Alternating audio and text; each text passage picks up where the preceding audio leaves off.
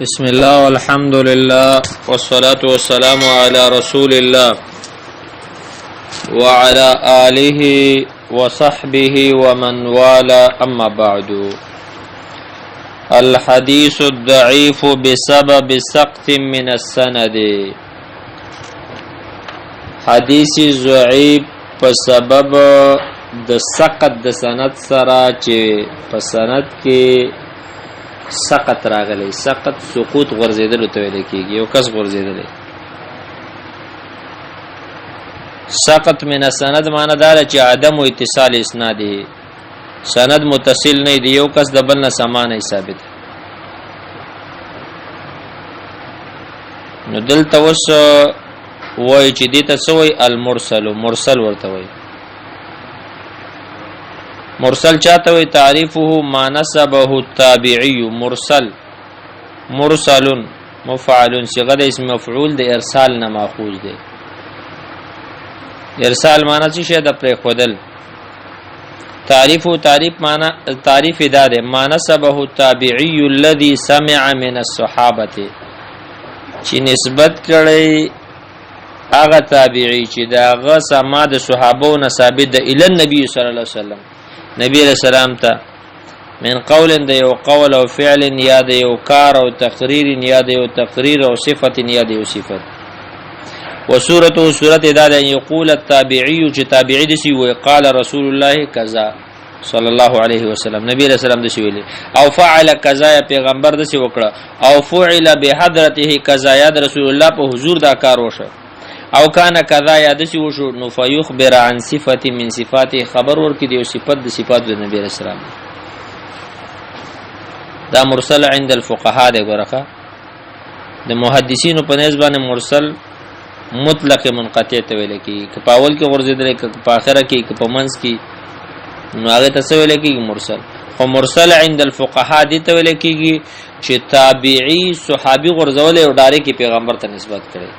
تابعی پیغمبر لیدل نه لیدل کنه، او سره دا غنه تابعی لکه سعید ابن مسیب د ډایرک د رسول الله روایت نقل کړي.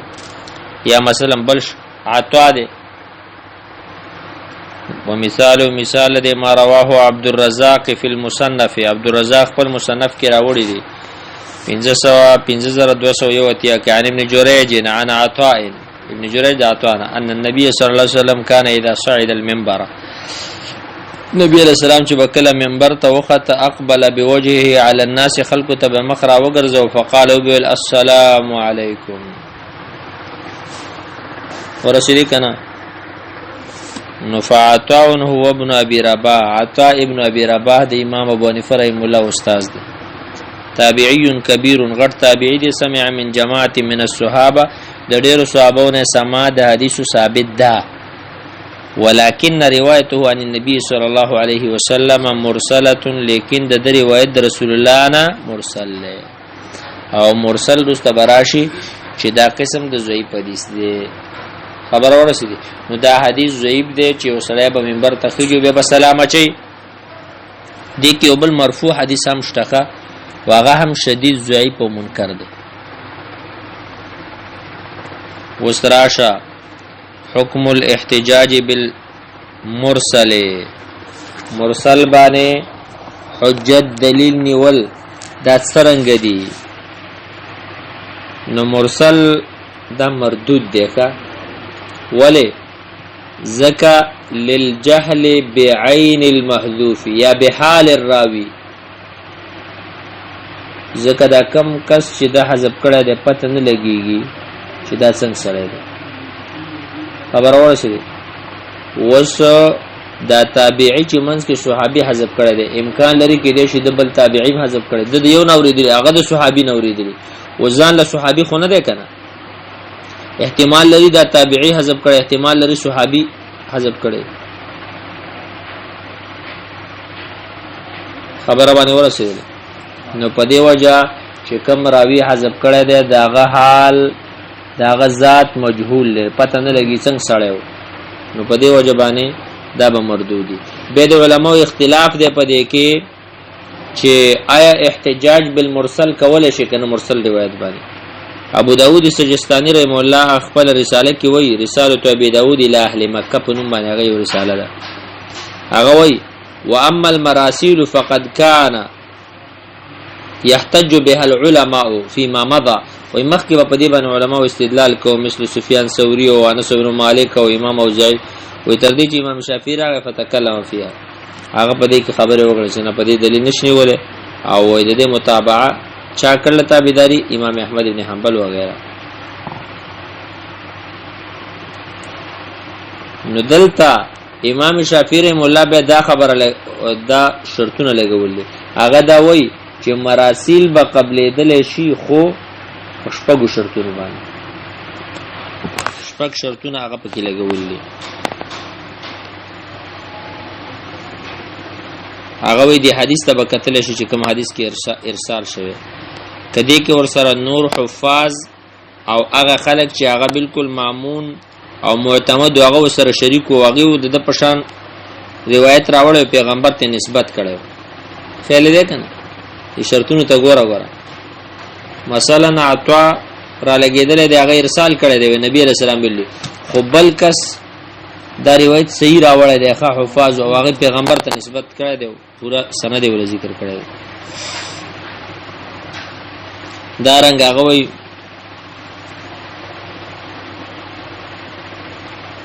ور سره به منګه کتل شو چې آیا د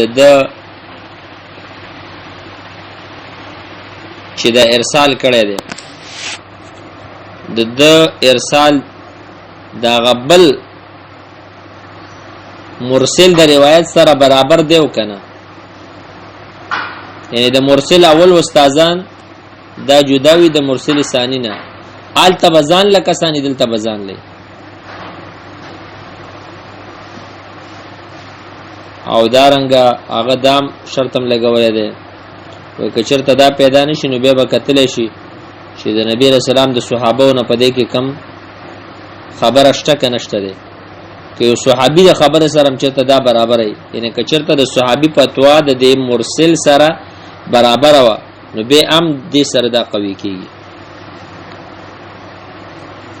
او بل دا چې رچانه روایت نقل کړي نو دا به وای مجهول نه ښه او نه به داغه د روایت نسو کې اعتراض کوي. تقریبا شپږ شرط لګولې دي خو علما وایي د شرطونو امام شافعي رحمه الله لګولې چې په دنیا کې د دې مثال څوک نشي پیدا کولای په باب د مرسل روایت کې کله شي پیدا شي صحیح ده بالکل خیال دی. امام شافعي رحمه الله دلته وایي هغه دلته د کار کړی دی کنه چې عامه فقها خوشاله کړلی و امام محدثین خو اصل رائے دا د ګور شي یعنی قابل قبول نه ځکه به دي شرطونه پیدا کیږي نه خیال دی کنه سخت شرطونه وته لګولې دي. د دې وجه نه د جمهور محدثینو قول دا ده چې احتجاج بالمرسل مطلقاً رد نشي کولای بالکل. امام مسلم نے حجاج رحمه الله خپل مقدمه کې وایي د صحیح وی المرسل من الروايات في اصل قولنا وقول اهل العلم بالاخبار ليس بحجه حجته ندي. ابن ابي حاتم رحمه الله مراسيل کې وی و مصفه سمعت ابي وابا زرعه يقولان وی ما د خپل پلار او د ابو زرعه نه واورید هغه ویلي لا يحتج بالمراسيل ومرسل روایت به احتجاج نشي کېږي ولا تقوم بالحجه ولا تقوم الحجه الا بالاسانيد الصحاح المتصله او حجت بنا قائميږي مگر پاغه اسانید چې هغه صحیح متصلي. حاکم رحم الله معرفت علوم الحديث کې وای اما مشایخ اهل الكوفه هر چې مشایخ د اهل کوفی دی وګدا خبره هغه ذکر کړل چې دی اوسه کوي خو په اخره کې هغه به سوی ففي هذا النص دليل على ان العلم المحتج به هو المسموع غير المرسل.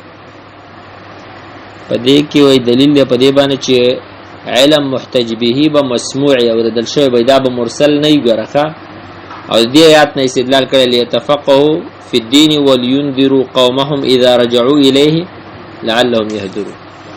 علامه ابن عبد البر رحمه الله هغه تمهید کې دا خبره کړله دارقطنی رحم الله وی المرسل ليس بحجه، مرسل حجت نه دی. علامه ابن صلاح رحم الله دی علوم الحديث کی وی ثم اعلم ان حكم المرسل واشه په دې باندې چې حکم د مرسل حکم الحديث ضعیف دا حکم ده ضعیف حدیث دی. د مرسل حکم ده ضعیف حدیث. بيغوي وما ذكرنا من سقوط الاحتجاج بالمرسل والحكم بضعفه والمذهب الذي استقر عليه آراء جماهير حفاظ الحديث ونقاد الأثر وتداولوه في تصانيفهم. وإذ جمهور حفاظ أو نقاد الحديث د أئمة الحديث داغي مذهب دا دی او دای په خپل کتابونو کې عملي کړم دی چې مرسل حجت نه دی. یو مراسل صحابه دي کا مراسل صحابه نو یا به صحابي څنګه صغیر وي صغیر صحابي هغه به ارسال کوي.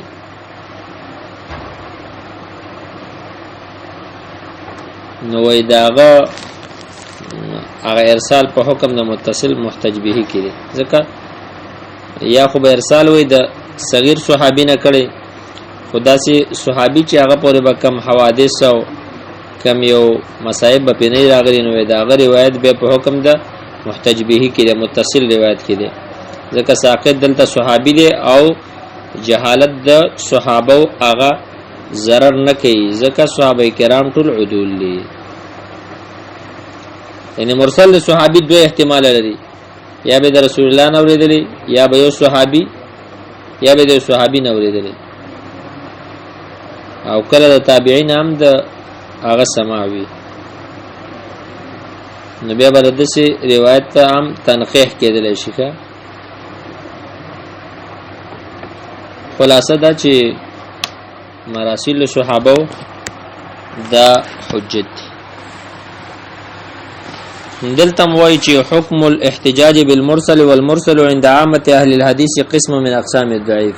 مرسل پنځ د عام ول حدیث باندې محدثین باندې دا قسم د اقسام الضعيف نه دی. قال الامام مسلم رحمه الله في مقدمه الصحيح کې غوي اول جلد 8 صفحه کې المرسل من الروايات في اصل قولنا وقول اهل العلم بالاخبار ليس بحجه. مخکې مونږ ویل مرسل د روایتونو په اصل قول زمون کې او په قول د علماو کې هغه علما چې هغه علم په حدیث لري ليس بحجه دا حجت نه ده الا ان ضعف الارسال ضعف محتمل. مگر دومره خبره ده چې دا ضعف د ارسال دا ضعف محتمل له خفيف دی کا ينجبر دا د دې جبیره کې د لشي دا تابعه مثيله في الضعف کله چې د متابعه کې د په شام په ضعف کې او اقوامنه یادنه قوي على لا يكون متابعه مرسلا من نفس الطبقه التي ارسل من الاول. خو غره په دې شرط باندې چې نبوي متابع ده دي عدد په تایید کې چې موږ دویم روایت پیش کوو پاره کې به هغه مرسل د نفس دغه طبقه نه چې د کوم نه اولنې ده البته به جدا جدا یې ګره یو کس نه بدی ارسال نه کړي. یعنی مقصد بالکل هغه بل سند بالکل بدنه به جدای د برزان لکس نه ارسال کړي هغه برزان نه کړي کې خو بیا هم حدیث ضعیف ده خو احتجاج په کولای شي. لکه مثلا د دې مثال سعید بن مسیب دی او ابو عثمان المهدی دی د دوړو طبقه یو برابر ده. نو اس کړه دینا هم دا یو روایت کې ارسال د سعید بن مسیب نه یو کس کړي او بل د ابو عثمان مهدی نه بیا هم دا قابل قبول نه وګره ذکر یو طبقه خلق دي هغه به یو طبقه نه کړي دی بل نه. وبعض المراسيل يسو من بعض مراسيل له بعض نه صحیح کا ومرسل سعید بن مسیب مرسل سعید بن مسیب من صح المراسيل وانامه روایت یعنی صحابه ذکر دا عام روایت صحابو نه دي فیدار سلار سلال صحابي کله چې دا ارسال کړي صحابو نه کوي.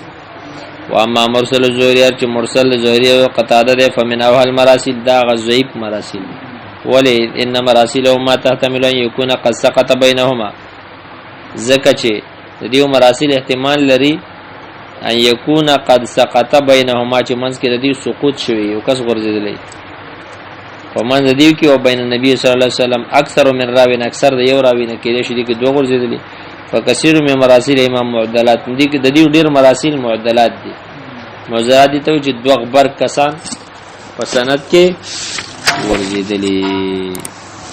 وصلى الله وسلم على نبينا محمد صلى الله عليه وسلم.